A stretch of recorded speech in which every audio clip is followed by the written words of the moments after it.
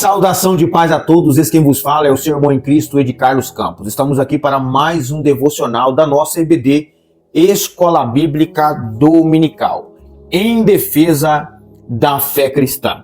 A lição de número 1 é a lição ao qual nós estamos realizando o nosso devocional da semana.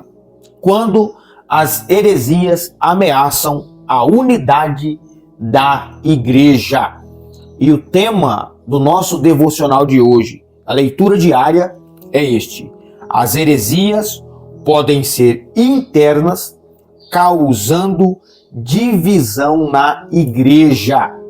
E o versículo-chave para o nosso devocional de hoje está na carta do apóstolo Paulo, 1 Coríntios, capítulo de número 11 e versículo de número 19, que diz assim a palavra de Deus: porque também é necessário haver heresias entre vós, para que os que são aprovados se manifestem entre vós. O apóstolo Paulo está escrevendo esta carta a uma igreja que foi fundada por ele mesmo na cidade de Corinto. Estabeleceu-se na cidade de Corinto uma igreja do Senhor Jesus Cristo. Nesta igreja, começou a infiltrar falsos cristãos, falsos apóstolos, falsos ministros.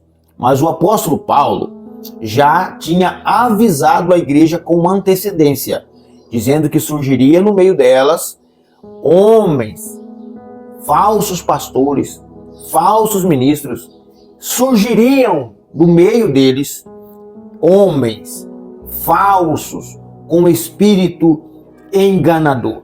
A igreja foi avisada de antemão pelo próprio apóstolo Paulo. Mas o que o apóstolo Paulo está colocando em ênfase aqui no versículo é a palavra heresia. A palavra heresia é tudo aquilo que vai distorcendo o verdadeiro significado de uma doutrina pura, santa e verdadeira. A heresia no seio da igreja, no contexto teológico, é tudo aquilo que distorce um conjunto de doutrina real, pura e verdadeira. Exemplo, quando Satanás foi tentar o Senhor Jesus no deserto, ele pegou a própria palavra de Deus, mas distorcendo ela para tentar o Senhor Jesus. O Senhor Jesus pegou a própria palavra de Deus, refutando as doutrinas hereges de Satanás com o verdadeiro significado da palavra. Mas o apóstolo Paulo vai dizer algo muito importante para nós, que é necessário que haja heresia para que os verdadeiros se manifestem. Ou seja, quando há uma heresia ameaçando o seio da igreja, ela causa uma divisão.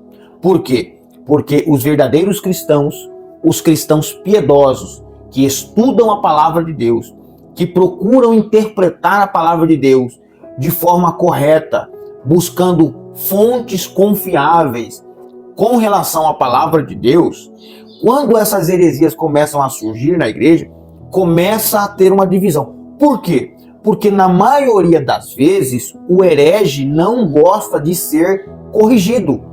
A pessoa às vezes pratica heresia sem saber que está praticando, muitas das vezes, e quando confrontado por alguém que tem um conhecimento bíblico, teológico, alguém que tem um conhecimento da palavra de Deus, quando há essa refutação dessa linha de pensamento de um irmão dentro da igreja, há uma divisão. Porque a maioria dos hereges, dos que pregam heresia, isso é irmão, isso é obreiro, é pastor, é evangelista, é presbítero, é diácono, é cooperador, é apóstolo.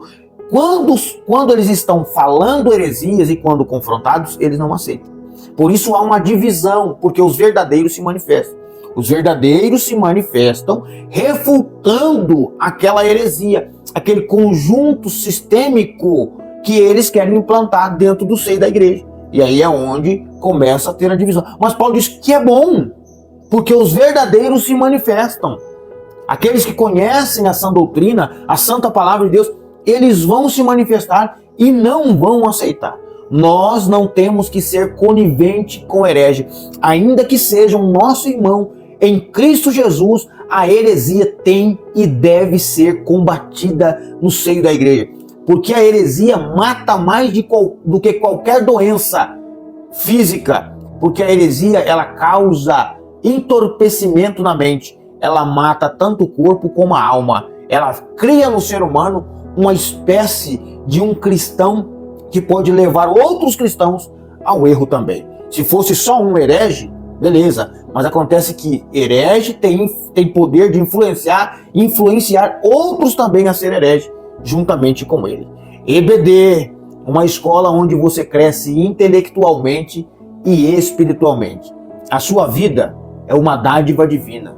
Não desperdice ela com as orgias da vida. Não desperdice a sua vida com tudo aquilo que é o contrário aos planos de Deus para a sua vida. Viva a sua vida intensamente para a glória de Deus. Deus abençoe. Um abraço do seu irmão em Cristo, Ed Carlos Campos.